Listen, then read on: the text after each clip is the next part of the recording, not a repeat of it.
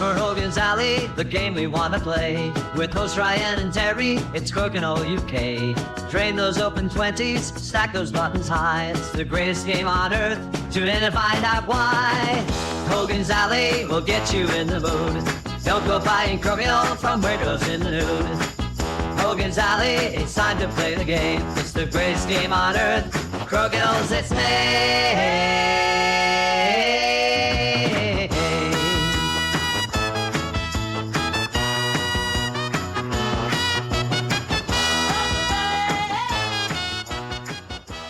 Good morning, good evening, good day, good afternoon, whatever time of day it is where you are in this big, beautiful, bilingual Crokinole world. Welcome back to another episode of Hogan's Alley, where tonight I'm not joined by Ian Witt, but the fan mail bag was bursting at the seam with requests for our special guest tonight. Well, it certainly is nice to be here, and I thank you so much for having me on. It's a real privilege. Thank you. And that was the dulcet tones of Michel Cloutier. I probably don't need to say that because I'm pronouncing your name correctly, Michel Cloutier. Yes, absolutely. That's splendid. And not just one, but two very special guests. And we have actually had fan mail for this one. I'm also joined by, there we go, the laugh gives it away. It's the lovely Helen Temby. Helen, thank you so much for agreeing to come on and fill Ian's sizable shoes. No problem. He's got quite a lot on his plate at the moment, but I'm sure he'll be back in the microphone saddle. Is that an expression? I mean, it is now, isn't it? So, carry on. There we go. Sounds good to me. Now, I was in touch with Michel a while ago now, it feels like, to invite him onto the podcast. And because as far as I am aware, and, listener, if you think I'm wrong, do let me know. I'm pretty sure that Michel is the world's most prolific Crokinole author.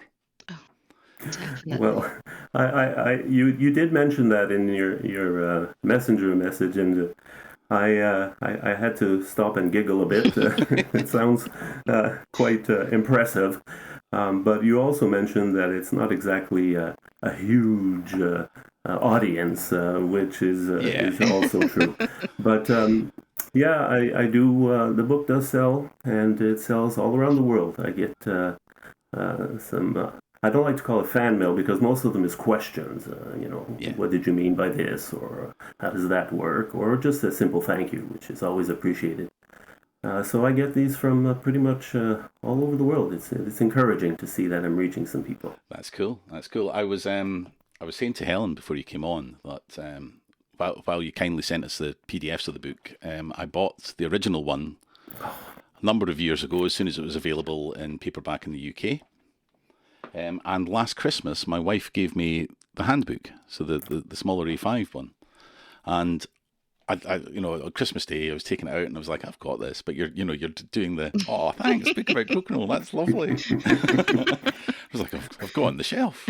But no, I hadn't realised you'd written a second book. So, so what's your background with Crokinole? Because you're slightly different to what maybe the UK would consider the stereotypical crokinista, as I like to call them, in that you're from Quebec. Correct. It is. I can't compare to the UK because I'm not really that familiar. I would have to go and play some games with you guys. But in Quebec, we have an interesting situation in that the game of Crokinole, or a version of the game of Crokinole, we call it Pichenot in French, which is a general name for all board games that use discs and pegs, and therefore it is very popular. It's hard to find someone from my generation that hasn't played this game of Pichenot or whatever version they use. We also have crokinole, the word crokinole in the French language. It's spelled differently, but it refers to the same game that you and I are familiar with. So from a very young age, that's the kind of game I played with. If I wasn't outside playing hockey on the outdoor rinks, or in the summertime riding our bikes with our friends, we didn't have as video games in those days. I go back a long way. we were playing board games, and Crokinole was one of them that we really enjoyed. And to elaborate on your question about my background, when I became a young teenager, well, like most young men, I discovered girls, and Crokinole sort of took a back seat to my plans for the day. And then I got married and I had kids, and life just took priority, and it kind of got lost in my history. Until about 8 or 9 years ago, when I was surfing the internet, and what is this? They're playing Crokinole, and there's a whole bunch of people everywhere watching. And I look up at the title, and it says World Crokinole Championship. Well, I just dropped everything and went and took a drink and came back, and I said, I just got to see what this is about. And I fell in love with it all over again, and all these flashbacks of the fun we had as a boy, and the friends which I played with. I just had to get back into it, and I did a deep dive, and really from that point on. The problem is, though, in Quebec, it's hard, or in Montreal, especially in my case, it's hard to find someone else to play with. There just isn't that much interest. When I was teaching, I was teaching adults. I was teaching telecommunications and network security, so they were professionals most of the time, and some wannabe professionals as well. And after every exam, I would bring my board, and it was a way to try to get people interested, and they all love it. But it just didn't pan out to start anything on a regular basis. So I consider myself a recreational Crokinole player. I don't have enough experience with tournament environments. The closest NCAA tournament environment is 400 kilometers away, so it's not like something I can go do once a month. So I consider myself a recreational Crokinole player, but one that is very much in love with the game. Well, I mean, I've been to quite a few tournaments, and I definitely consider myself a recreational player as well, because I've never won anything, and not you two. And Terry, I'm not going to lie, 400 kilometres, did you say your nearest tournament is, Michel? Yes, the NCAA tournament is about 400 kilometers away. Well, although I have discovered only a few months ago one not too far from here. It's Lake Champlain Crokinole Club. Oh. It's about 40 minutes away, but it's in the United States, which is no big deal. No. It's just that the political situation right now is we have to deal with that a little bit. So, but I'm definitely going to go visit them, and they already said they want to visit us. So there we go. It does put the distances we have to travel to shame, though, doesn't it, Terry? I'll speak for yourself. Well, yeah, you do have to travel quite a lot, whichever direction. 420, because, you know, the UK's neither the metric or the imperial system. No, I know. We do both. And so I'm kind of mentally working out 400 kilometres is about, 240 miles. Yeah. So, yeah. That's right. That's not too bad. We've definitely done that. Yeah. Yeah, I think so. So no excuse, Michel, is what we're saying. Yeah, come on, Michel. You're absolutely right. Just got to go down the night before, get an Airbnb or a nice hotel, and, you know, make a weekend of it. We've done it, that's for sure. We've done it a few times. And about 2 months ago, I got a contact through Tracy's Crokinole map. Mm-hmm. And there's one that's only about a half hour away that wanted to play Crokinole. So, and his name is Tony, and he is so full of energy, this guy, and he wants to start a club really bad. So I'm kind of feeling positive that he might just do it, and that would be fantastic. I'm surprised. I mean, you say that you don't find many people where you are in Montreal that have played. So, and you'll have to excuse my ignorance on the history of the game. So, was it not big in your particular area of Canada? Is it other areas of Canada that it kind of is grown more, or? It's hard to compare with going back 60 years, let's say. But I know that when I went to my friends' homes, they all had boards. I mean, it was everywhere. But the one that was more popular is not the traditional crokinole that we see. It's a square board, first of all. Some had pegs, some didn't. And on each corner, there were pockets, like a billiard table. Yeah. So when I talk to them about crokinole, and I try to explain, they go, "Oh, that's like pishnut." And then I have to say, "No, not exactly." And I have a whole routine all set up to try to explain to them the difference. But yeah, that was pretty popular at the time. I don't see it as much anymore now, although I do see them for sale in different shops. But again, it's always that older version or that French Canadian version of the game. But it's something that I'm hoping to change. And now that I'm retired, I've been retired now for 2 years, and it's amazing. I thought when I would retire, I'd have all this free time, but it's the contrary. I have all these projects that I've been neglecting. But now I'm starting to have a bit more time. And that's certainly one of my projects, to try to get some interest, local interest, and to start a club nearby. Sounds great. Well, from Shirley, Shirley? Is that Who's right? Shirley? Exactly. From, what am I trying to say here? Flipping hell, Terry. Come on, get it together. From a selfish viewpoint, obviously there's our push to make the 20th of August International Crokinole Day. Yes. So there's a little target for you, Michel. Yes, that I've been giving that a lot of thought, on how I'm going to do that. I don't know yet, but definitely I'm planning on doing something. I don't know if it's going to be on social media. I don't know how it's going to turn out. One of the things I might do is I also teach crokinole 2 times a month at a seniors recreational center. Okay. And I get stopped by all the time, but no regulars yet. So I might just try to gather an event there and ask the directors to allow me to get some that are not quite yet seniors to show up. It starts at 55, so that's what they consider seniors. So I'm looking a bit in that direction, trying to see if I can get some interest there.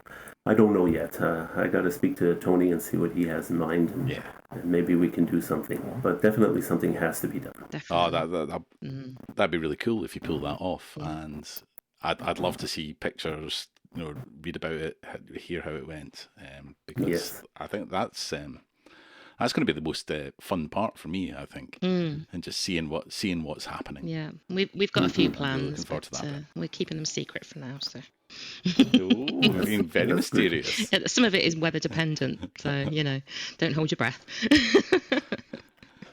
Something to look forward Definitely. to discover. Yes. So you mentioned about 8 or 9 years ago you stumbled across crokinole again. I would presume it's Nathan Walsh and Crokinole Centre. It would have been on. Nathan has got a lot to answer for as well.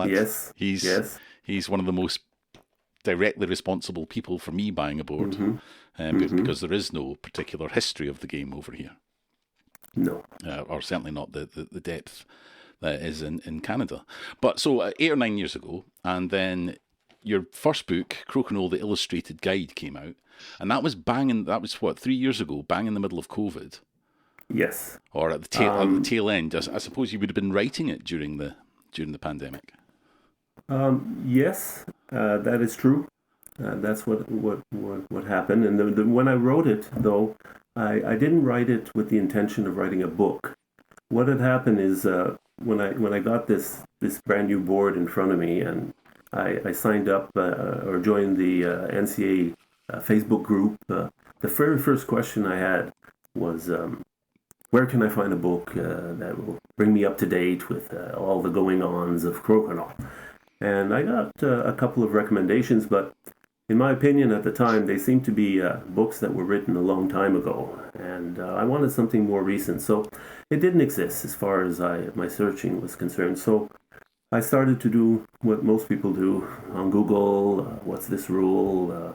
I saw some videos from Jeremy Tracy on his Facebook, his YouTube channel rather, and I gathered a whole bunch of information. I said, wouldn't it be fun if somebody can have a document of some kind where all that's already been accumulated, and they just have to download this document. And so it started off as a pamphlet, and then the pamphlet grew into a brochure, and then the brochure just kept on growing.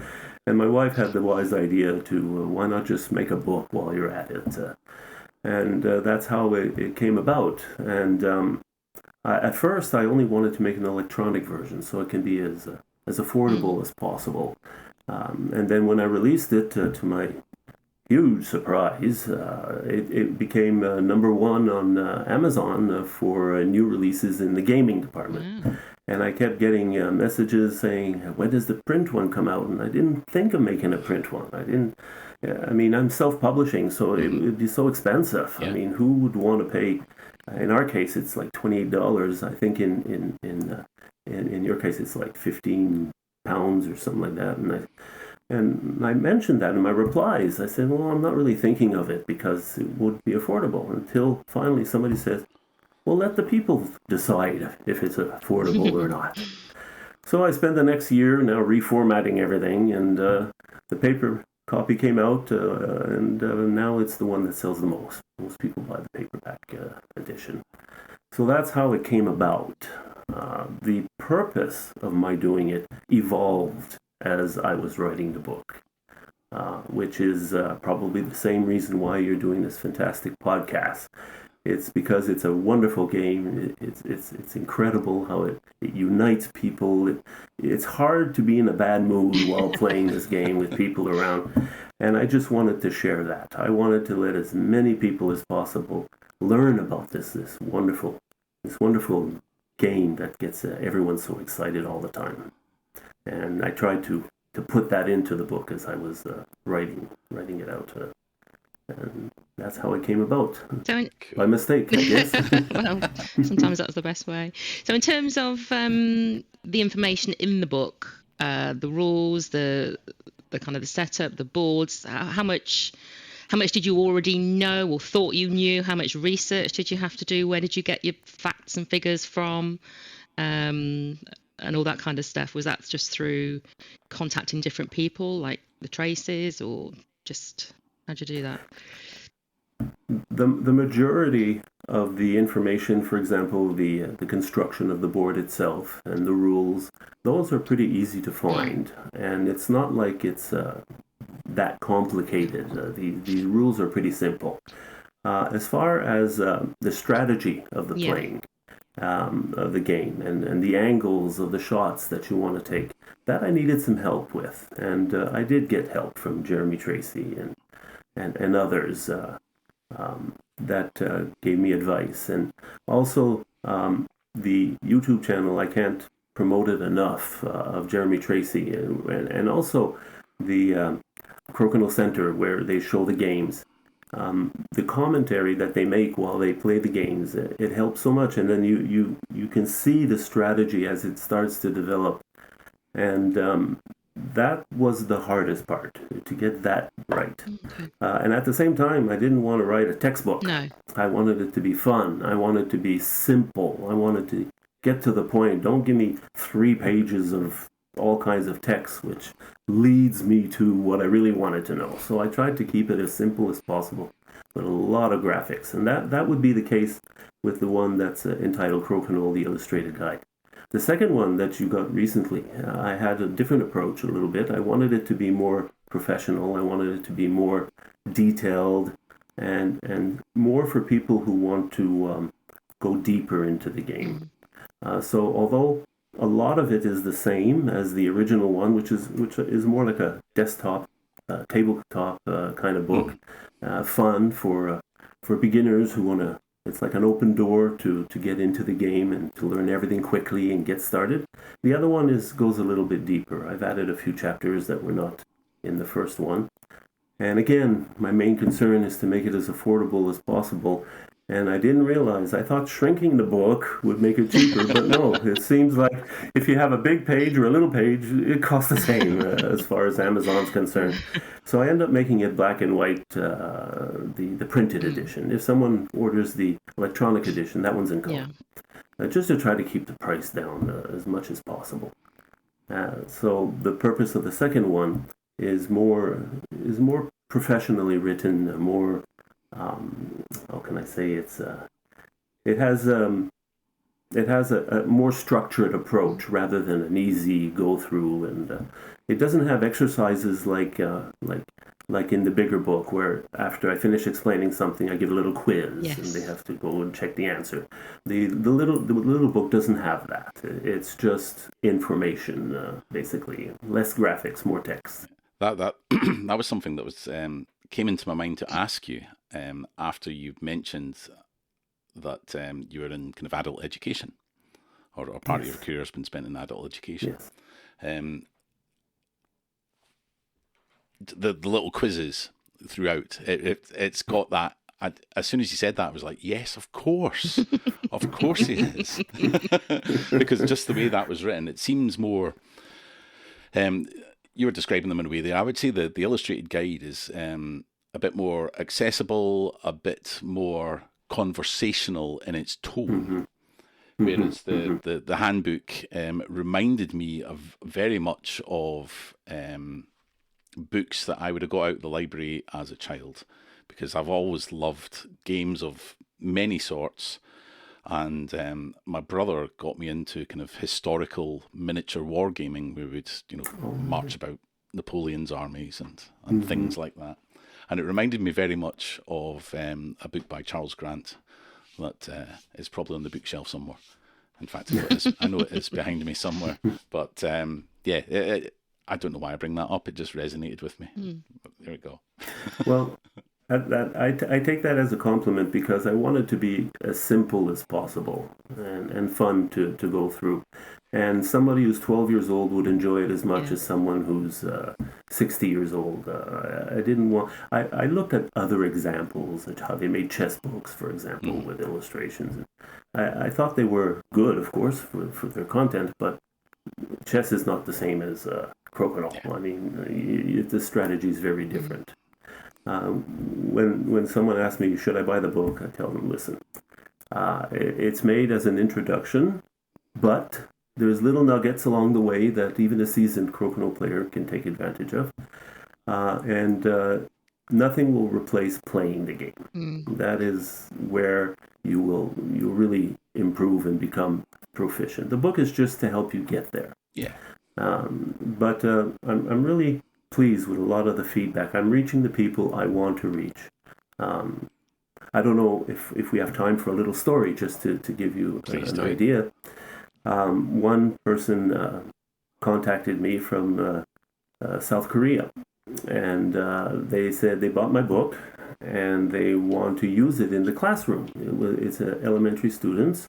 Here in Quebec, elementary is grade 1 to 6. I don't know what their system is, but it gives you an idea of the age group of the students. And he says he wants my permission to translate the book into Croatian. And he says, don't worry, I'm not going to sell it or give it away. He said, I'm just going to print 8 copies and it's going to stay in the classroom. And he bought 5 Crokinole boards and he wants his students to learn how to play Crokinole. And I said, that is exactly why I wanted to make this book, to hear stories like that. And he sent me pictures, and he sent me a little tournament, and the one that won actually wrote me a letter. That's amazing. I know, and he translated it into English, the teacher, of course, and he called me Grandpa, and I said, well, that's fitting. I guess I am a grandpa. But he explained to me that that's how they say the polite way of referring to elderly people, which again I am. So those little stories that I get it makes it all worthwhile, because it certainly isn't the money. There's no money in publishing these books. That's the case. It's a lot of fun. That is one story I thought was worth. That's mentioning. amazing. No, that's lovely. Yeah, that's So lovely. I mean, the first book, the illustrated guide, the big kind of the coffee table style book. Yes. 120 odd pages long. Right.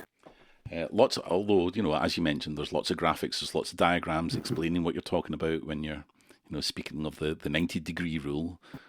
Yes. And things like that. How long did that take you to write? So what was the kind of It What was the something what was the sorry. calendar look like? Obviously, we do. You've mentioned you did a lot of research, online and videos and conversations with key people in the community. But the actual writing process. Well, it's not the first textbook I wrote. I wrote many textbooks for my students, but it's the first time I wrote something that I was unfamiliar with, to the extent where I felt comfortable writing a book. Sure. So I didn't really write it with the intention like an author would tackle a book. It evolved, and as I was writing it, even my goals changed as time went on. So the hardest part was not so much the writing; it was making those graphics. It was the formatting of the book itself. I had to learn that from scratch. I had to download GIMP, which I use to make the graphics, and I know nothing about these things. So it really was the biggest challenge with that, and to make it match the text and so forth. So to answer your question, how long it took, it was kind of like a weekend when I'm not with the family type of a project. So it took about a year and a half from start, from the pamphlet phase to ready to upload onto Amazon. Wow. For that one. The second one went a lot quicker. The second one, I'd say, it took about 6 months to put together. I recycled some of the images. I just turned them into black and white in many cases for the second one. But it was fun. I enjoyed doing it. And the best part, well, a part that I enjoyed too, was contacting people like Jeremy Tracy and others that were so enthusiastic in helping me. And some gave me interviews, and like Hutchison, for example, and others, they really wanted this project to be made and have something to share with people. Yeah. And is there another book on the cards at all? I mean, quite where you'd go from there if you've covered most of it, but maybe a novel about crokinole. I don't know, a murder mystery or.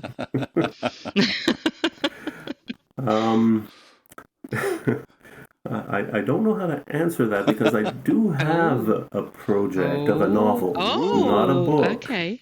Where it's a mystery, science fiction mystery, time travel, but to get there they have to solve a puzzle, and I included crokinole in the puzzle. So when that comes out, and believe me, it's a whole different ball game writing a novel. It's going to take me 3-4 years before it's done. I'm not pretending it's going to be easy. But yeah, so putting that aside, as far as another crokinole book, I don't think so, because there's not enough information. Maybe if I was a competitive player and I'd been to many tournaments and met all these wonderful people and played against them, I might have had more material to add to a more serious book, or go deeper into the history. I could have done that as well. But no, as far as books are concerned, I'm not going to write another one. But the good thing, if I can say so, with Amazon and self-publishing, is that I can update the book anytime I want. Yes. All I have to do is fix whatever I want to change, upload it, and no one knows. Yeah. The next person to buy it gets the updated version. The only difference is that I put in the title page inside, where the copyright and all that, I put version 2. Which is the first time I did the change was I modified the history a bit, because what's going on in the UK is like completely incredible, and I had to modify it to say it's really breaking out now. And also the NCAA changed the way they play their tournaments now with their tier system and all that, so it was obsolete what I had said before, so I changed that as well. So it's so much easier to just make the changes. I did make 3 logbooks. I don't know if you've seen them. Are they on the? Because I was going. Oh, right. Maybe I have. Just type crokinole books. That's it, and they'll show up here. I'll just show you a picture of one of them. They're very small, like this, and depending on the one you're getting, I made one for match play, and I made one for traditional play, like up to 100. They're just, all they are is a way to record your games. That's all it is. It's nothing special. And the reason why I made them is that some people might want to keep a record of how things develop. And this is a good way to monitor your own progress. I mean, I know you can do it with a software. You can do it in so many different ways. So that is pretty much the limit of what I'm going to do as far as writing. What I'm doing now is to complement all this is I've started a blog a few months ago. That's am I right in thinking that's Crokinole 101? Yes, Crokinole 101 is what I use in all my social media. I have tutorials on YouTube, about 70 tutorials, and they're all under Crokinole 101. But this blog is new. It's more or less my book, but in blog form, and I talk about different things. The thing is with Bing, you can just type Crokinole 101 blog, and you'll see all kinds of results. But Google hasn't picked it up yet, so I don't know why. I have to figure that one out. But eventually it will be picked up on Google as well. So that is new. I have, and through these medias, I'm going to be able to share even more. I have a lot of PDF downloads people can, and in fact, all these books that people can purchase if they want a paper copy, I give it for free in a PDF format if they want to print it themselves. So I'm trying hard to make things available to the public. That's probably the way I'm going now. Now, I think I came across one of the score tracker books that you just mentioned there, and I seem to remember just dismissing it out of hand, but I've changed my mind in the last 2 minutes. Yeah. So I was just like, it's just score sheets. What would I need score sheets for? We've got a box of them, but our score sheets, at the end of the day, they go into the recycling. I can definitely think of, at least a handful of our players that would love that. Yeah, your own little Crokinole diary. Yes. Yeah, and you can look back how I did a year ago, and now I'm doing so much better. Or not. You play a lot, of course. Or not. Yes. Where did it all go Some of wrong? us might be just chucking that in the recycling after a couple of years. There is, like I mentioned, the two of them. There's the traditional, which is 600 games inside, and the match play, which is what we use in tournaments now, the 4 games and so forth. But I made one that is just starting to get interest, which I call Croclodamus. And this is a total creation of mine of a different way to play Crokinole. The rules remain the same, but each game is up to 20 points. So it takes about 45 minutes. I've tested the entire thing with some friends, and we played an entire season. The idea is to have 8 players or 8 teams play a season. So each gathering, we try to play 4 games. So everyone is playing somebody for those 4 games. Then we gather again next month or whatever. It took us about 6 months because we went through Christmas and holidays. And the guys that helped me, they really did this to help me. They're not Crokinole players. They just wanted to help me. And each game came to an average of about 45 minutes. But the idea of that was, it's a lot of fun when we go to clubs and we play and we go home, we're satisfied, we had a good day, and we meet friends and we chat and so forth. But this way, okay, I'll get you back next time. And you start evolving through, like in any sport. So I've been trying to get that. Again, this book and how to play and everything is available for free. You just have to tell me and I send it on a PDF file. But it's good to keep it in a format because now you have all the games, and then you have I don't know what you call them, but that chart there where you have, I don't know if you can see this, I know that the listeners don't, but the chart where it gives you the progress of all the players and so forth. And I received an email about, not an email, but a messenger about 2 months ago, where he wanted to know if I got any feedback from people playing this. But I haven't. I presume there was no interest. But then I went to check, and I've actually sold a few of these logbooks, so at least somebody's trying it. I'm just waiting for feedback. I can see Terry's brain ticking over already, thinking, this could be something else. Well, it's a long-term commitment. Yes. Yeah, it's sure. a long-term commitment. Well, it's which is the way everyone plays is fantastic. But this is just another Yeah. approach. And I didn't change no rules. The rules stay exactly the same. So it's a little bit like football. 3 points for a win, 2 points for a loss. No, excuse me, 3 points for a win, 2 points for an overtime win, 1 point for an overtime loss, and 0 for regular.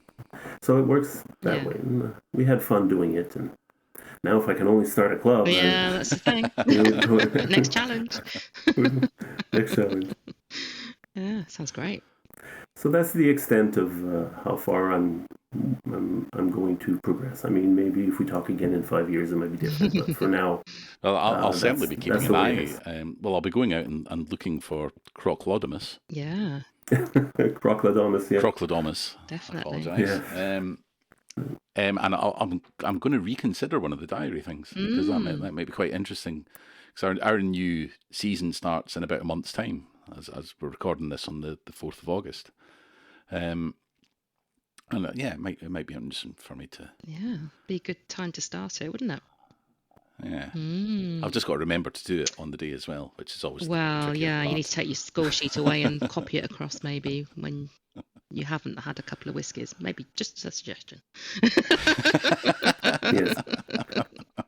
I don't think it would be practical for a tournament. No. You'd have to stick with the regular score sheets. Yeah. It's more a personal thing. Like, and I'm thinking maybe at the end of a round robin phase or something, I could take a photograph of my score sheet and then at my leisure go home, fill it out. Yeah. I think that's the way that I'm going to work. So you mentioned earlier that someone said to you, should I buy your book? And you hesitated. I'll answer the question for anyone that's not bought your book in that, yes, you should. And whether you get, the illustrated guide or the Crokinole handbook or both is entirely up to you. But I heartily recommend them. And it's just nice to have something on the shelf from a game or about a game that I love so much. I did manage to track down a copy of, what's his name? Is it Joe Phillip? Yes. Yeah, of his book, which is, I have it even more like somewhere. even more like a kind of a technical manual in its presentation, and it's ring bound and. Yes, he. I have the whole title written somewhere among my notes here, but I noticed that when I pick up paper, all of a sudden my microphone sounds like I'm full of static. I'm going to hurry up and just scan through these quickly to find it. But I did write it down. So, here it is. It's only Crokinole, but I like it, wasn't it?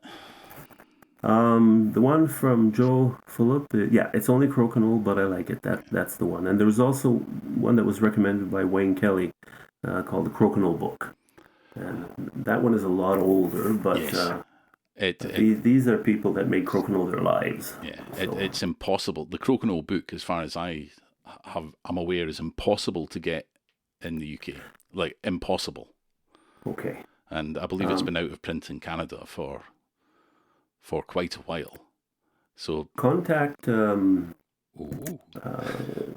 Depot. I think they have some. Do they now? Yeah, Crokinole Depot. I think they have some. I'll be getting in touch. Like, hi Ray, it's me again. Michel said. Yeah. Who's Michel? I don't know Michel. I'm such a name dropper. Yeah. That's okay. I do the same, but I have Namezimers. I have a hard time retaining names. I love that. Namezimers, I like it. I think I suffer from that as well. Great with faces. Yeah. But yeah. Yes. Names can be a definitely bit of a bugbear. But you say you have a hard time finding these particular books. It's probably because they're not printed electronically at any place. They're older, and even the binding is different. It's like the old style textbook bindings we used to have in school. But the content, I'm pretty sure, is amazing because these people, they've played this game all the time. Yeah. What's fun now with the modern age is you can buy my book just by clicking on your Amazon account and you got it. And it's funny. I was I get statistics, and UK is the second largest market for my book.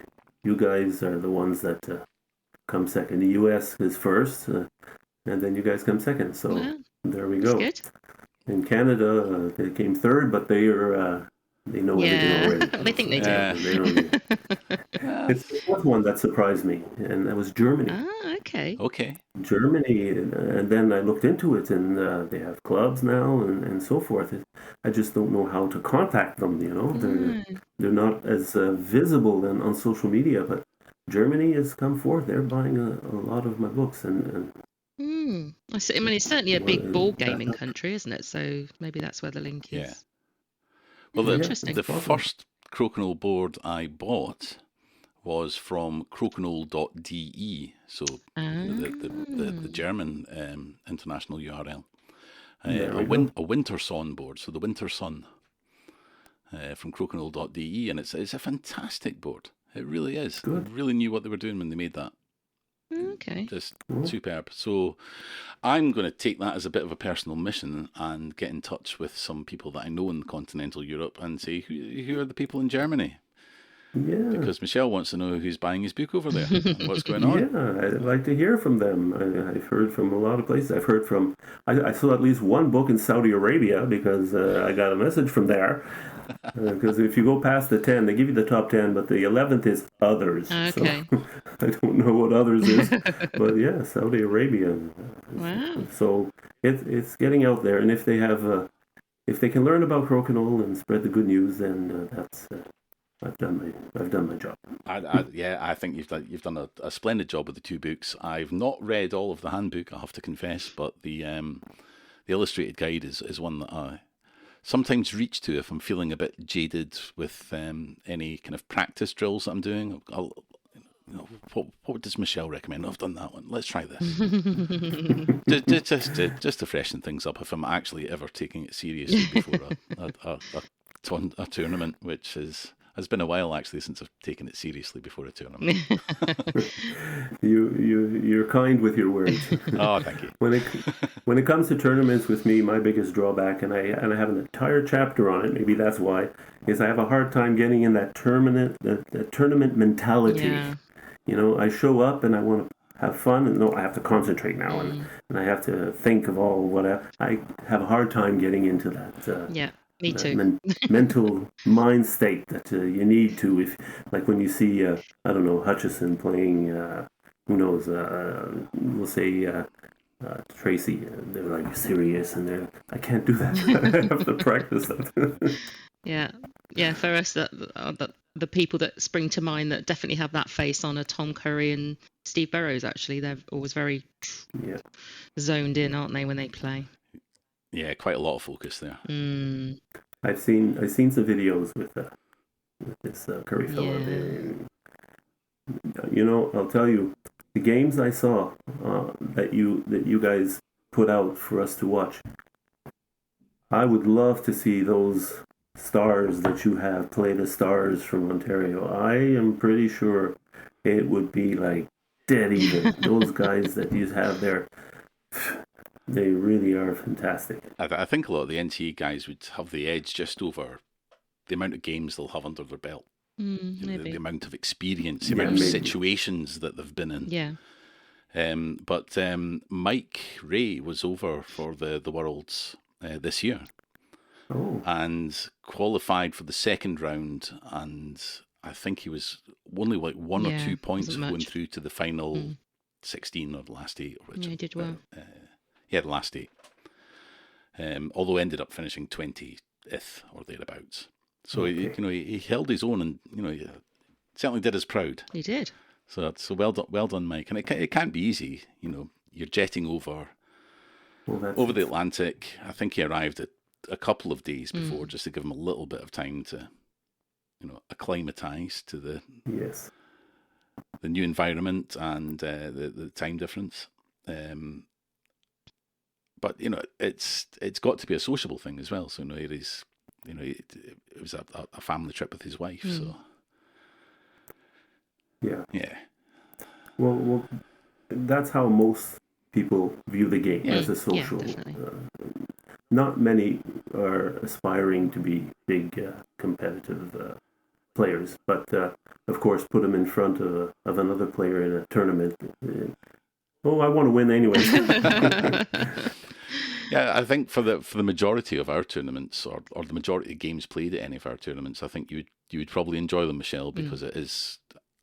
I like to think that the community as a whole prides itself on being welcoming and friendly, and Definitely. You're there to have fun. Yeah. So why don't we have some fun? Yeah.